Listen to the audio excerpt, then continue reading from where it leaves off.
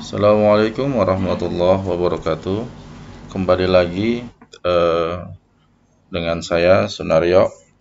Kita akan membahas kelanjutan pada tutorial Moderating Regression Analysis.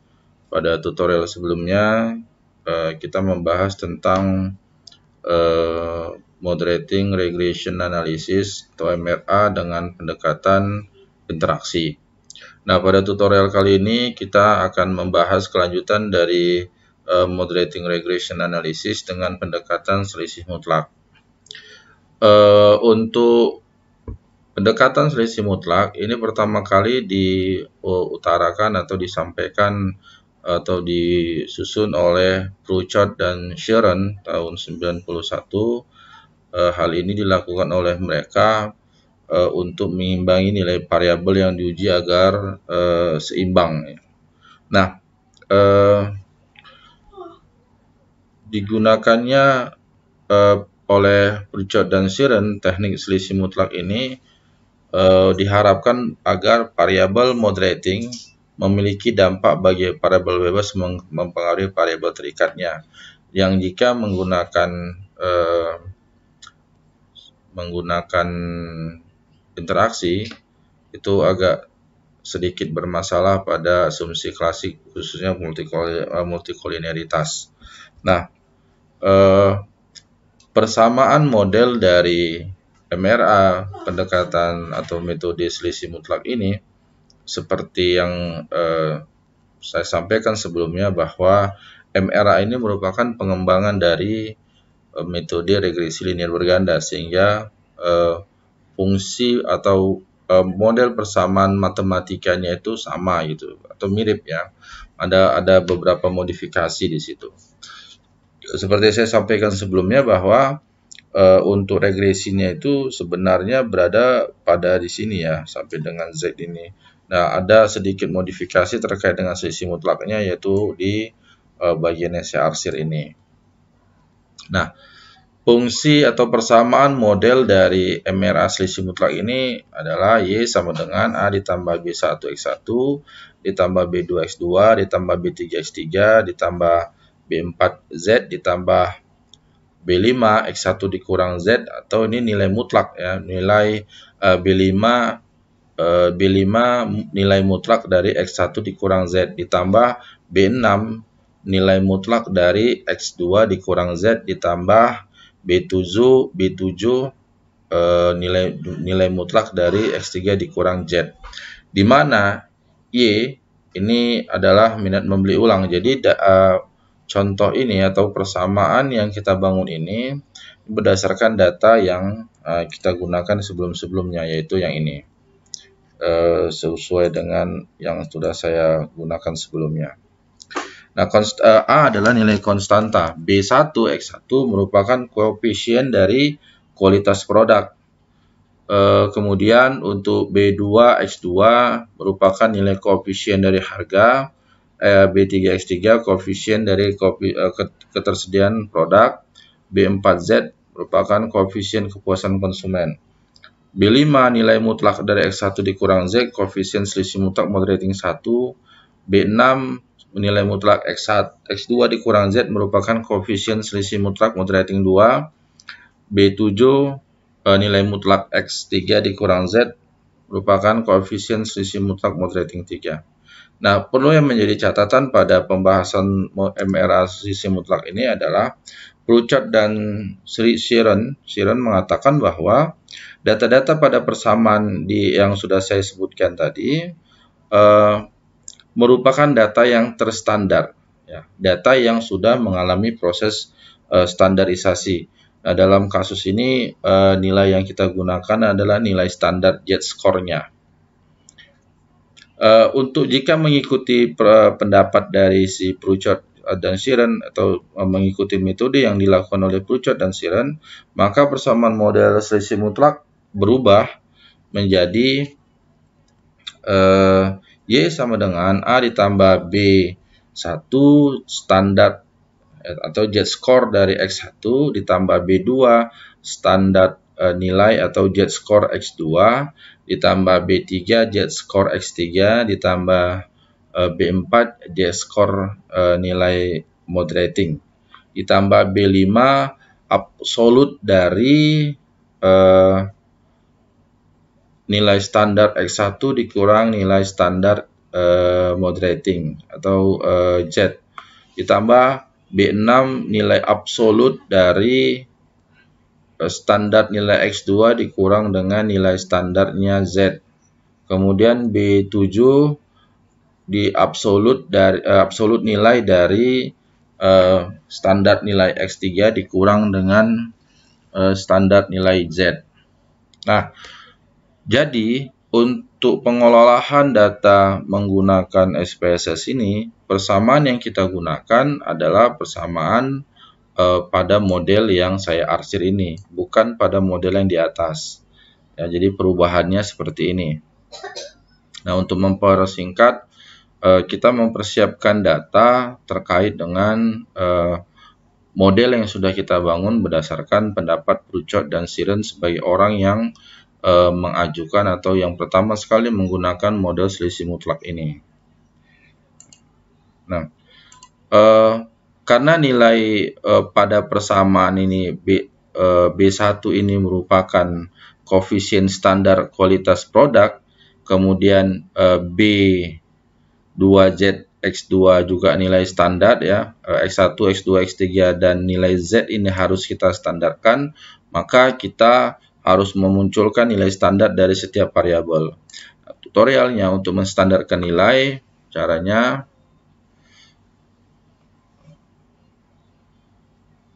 kita klik Analyze, kemudian Descriptive Statistik, Descriptive, kemudian kita masukkan semua variabel ini ke sebelah kanan kolom variabel, kemudian kita centangkan Save Standardized Value as Variable, kemudian kita okekan.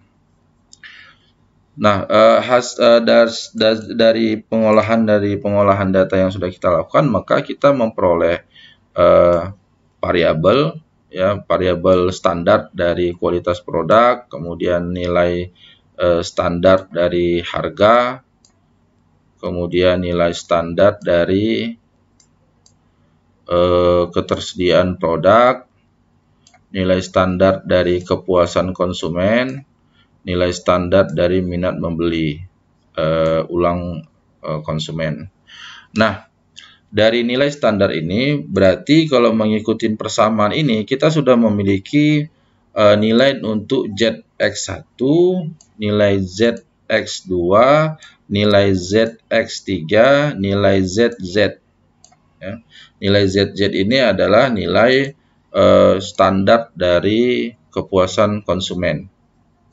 Nah, kemudian kita perlu hitung berapa nilai dari absolut X1 dikurang standar dari Z. Kemudian kita perlu juga menghitung nilai absolut dari standar X2 dikurang standar Z. Kita juga perlu menghitung nilai absolut dari standar X3 dikurang standar Z. Nah, caranya untuk menambahkan nilai absolut itu, caranya adalah klik transform compute. Nah, karena nilai absolut ini merupakan nilai moderating ya, mulai dari B5, B6, B7 ini merupakan moderating, atau moderating 1, moderating 2, moderating 3 seperti penjelasan atau keterangan yang sudah saya susun di sini.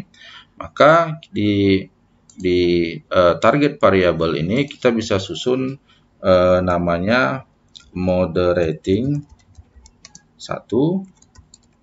Kemudian karena di sini nilainya adalah nilai ABS, nilai absolut, maka pada function group kita klik all, kita cari di bawahnya function and special variable, kita klik ABS. Pada numeric expression kita naikkan dia. Nah, karena di sini adalah ABS dari nilai standar X1 dikurang nilai standar Z, maka pada kolom numeric expression yang mau kita base-kan, kita masukkan nilai standar dari kualitas produk, Z-score dari kualitas produk sebagai X1, kita kurang dengan nilai standar dari Z-score kepuasan konsumen. Jika sudah demikian, ini kita klik OK. Nah, kita sudah tanda execute ini menunjukkan eksekusinya berhasil. Kita sudah punya nilai mode rating 1. Nah, untuk menghasilkan nilai mode rating 2 dan mode rating 3, caranya sama yang kita lakukan seperti tadi. Klik transform, kemudian compute, mode rating 1 ini kita ganti menjadi mode rating 2, kemudian Z-score dari kualitas produk ini kita hapus. Kemudian kita masukkan Z-score dari harga. Klik ya. Jadi kondisinya begini, kemudian kita OK-kan. Karena ini execute berarti sudah berhasil. Baru ini sudah berhasil, kita sudah dapat mode rating kedua. Berikutnya kita buat mode rating yang ketiga. Klik transform, compute, mode rating 2 ini kita rubah menjadi mode rating 3. Nilai Z-score dari harga ini kita hapus. Kita ganti dengan nilai Z-score dari ketersediaan produk. Kemudian kita OK-kan. Nah, sini sudah execute, berarti sudah sukses. Ya, kita sudah dapat nilai mode rating ketiga. Nah, data-data yang sudah kita hasilkan ini, selanjutnya kita regres sesuai dengan persamaan model yang sudah kita susun seperti ini, ya. Ini sudah kita susun seperti ini, maka di dalam pengolahan ini kita tinggal melakukan regresi saja, ya, regresi seperti biasa yang kita lakukan. Itu caranya. Klik analyze, kemudian klik regression, klik linear.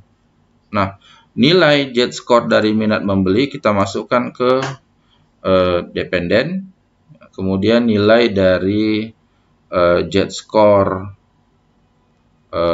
kualitas produk sampai dengan mode rating ketiga ini kita masukkan ke independen.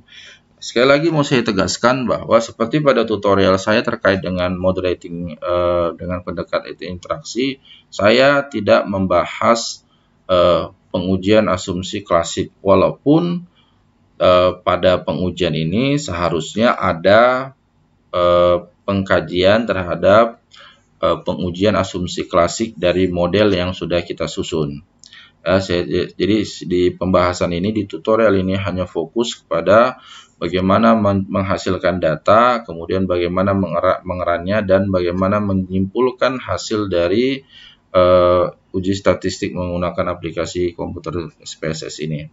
Nah, jika sudah demikian, maka abaikan yang lain, kita klik OK. Nah, kita sudah memiliki nilai atau kita sudah memiliki hasil dari pengujian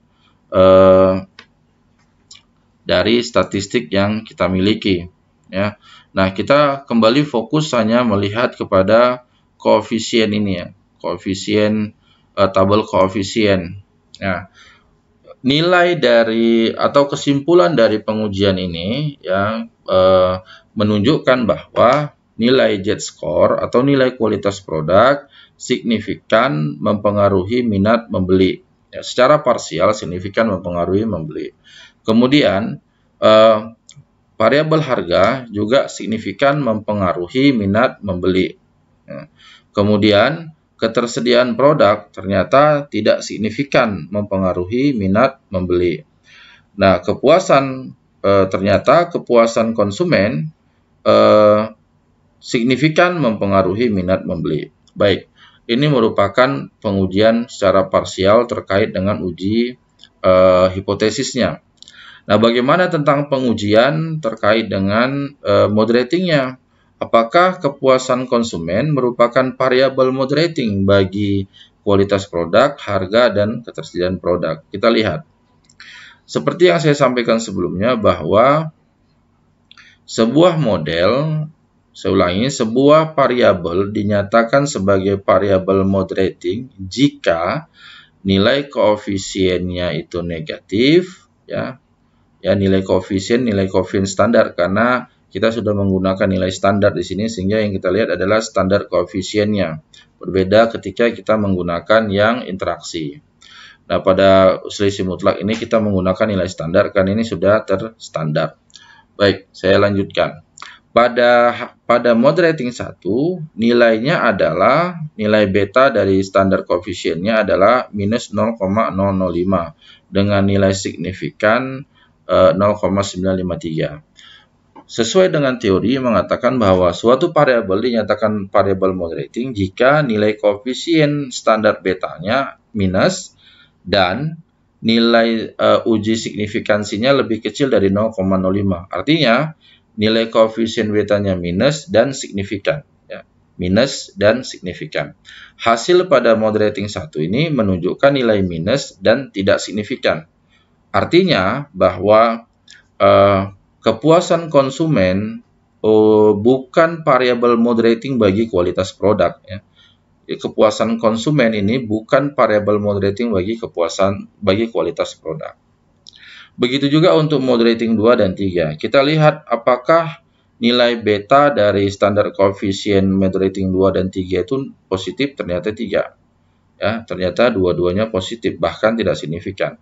Jadi salah satu saja tidak terpenuhi syarat untuk menyatakan sebuah variabel itu moderating, maka variabel tersebut tidak dinyatakan sebagai variabel moderating. Jadi harus terpenuhi kedua-duanya, negatif dan signifikan.